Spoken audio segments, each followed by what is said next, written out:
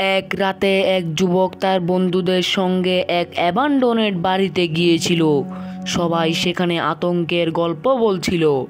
হঠাৎ তার ফোনে একটি মেসেজ আসে, আমি তোমাদের কাছে আসছি। প্রথমে তারা ভাবলো এটা শুধু একটা মজা, কিন্তু কিছু সময় পর একজন বন্ধুর চিৎকার শোনা যায়।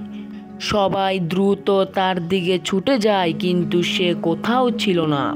তাদের মনে ভয় বাড়তে লাগে। তারা বাড়ির ভিতরে আরো গভীরে প্রবেশ করে।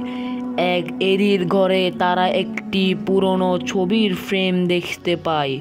ছবির ভিতরে একজন মহিলার মুখ, যার চোখ তাদের দিকে তাকিয়েছিল।